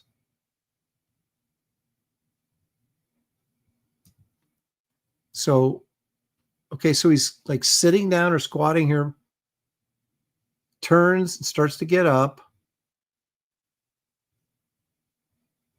And then there's one thing I like about this is that backspin move right here. He stands up and he turns back away, right? Like if I was directing a stage play, you never have anybody turn like that because they turn away from the audience right there. you'd have him turn towards the audience and walk away. So he's subverting my expectations here and turning away from camera instead of turning towards camera, which I kind of like. An interesting choice, and was not expecting it. So I give him that's high marks for that move right there. Leg kick says, somebody rub Vaseline on the lens? Yeah. Disco Bigfoot, shake and blurry camera is all part of the Bigfoot sighting experience, Aaron, says James. It is. It's almost become cliche. Like you can't have a Bigfoot video unless it's shaky and blurry. And the funny thing is, we look at this and say, this is fake, it's shaky and blurry. But then we see one that's clear and we go, this is obviously fake because it's not shaky and blurry. So the poor Bigfoot enthusiasts, they just can't win with me. I'm not satisfied regardless of how they presented the film. Daniel Russell, he's not kidding. He had all girls, and the oldest is 6 foot tall.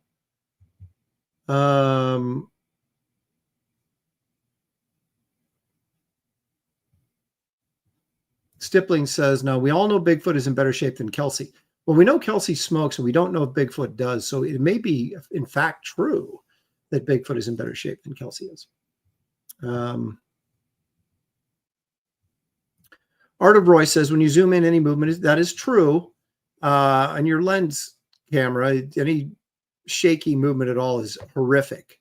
But being aware of that, you should take precautions to give us a more stable shot. And I also know that when these are faked from people, from actual accounts of people that admitted faking them, that they'll often go in and take just a regular video, and then they'll go in with a program and make it shaky and blurry, so you can't see it very well. They say it heightens the realism. I say it heightens the fakery. But anyway, so there you go, folks. That was a pretty good Bigfoot adventure for us today. Sometimes we get Bigfoot, sometimes we get aliens. This time it was all Bigfoot all the time. And I got a feeling like 2025 is going to be a big Bigfoot year. So every week I'm looking forward to new and exciting stuff in the wilderness. Leading up, of course, to my eventual Bigfoot film that I'll make myself and stun the world with the revelation. Darren Wagner says 99% of alleged Sasquatch footage is fake. I would say 100% is, but there is that 1% that's probably bears and people think it's actually Sasquatch. So Paul Taylor says Wraith of God versus Bigfoot. I could reveal to you the title of the next Wraith of God graphic novel, but I'm not going to yet. And then you would know exactly what he's in store for. All righty, guys, that's all I got for you this week. I want to encourage you again to please hit the like and subscribe if you haven't already. Also, check out my campaign, Wraith of God 3 Fear Hollow. You'll find a link in the description of this video, take you right there. If you're looking for back issues of mine that you missed, and that goes for Kit Carter, Wraith of God issues. If you're looking for signed and numbered prints, maybe you missed out some of the stuff from the previous campaigns, that leftover stuff I have, or extras, however you want to phrase that. I've got some Kit Carter sketchbooks still available that are pretty nice. And the movie poster print of Kit Carter, still some of those available. And a ton of original art is on my website. And if you just want to look, there's, I post a ton of my Marvel and DC covers, some illustrations, things like that are not for sale, but just for your viewing pleasure. So a lot of good stuff on the website. You'll find a link in the description of this video, take you right there as well. So I want to thank you all. You guys have a great weekend. Be safe. We'll see you on Brofessionals. I'm hosting Tuesday night. We're doing splash pages, so that should be fun.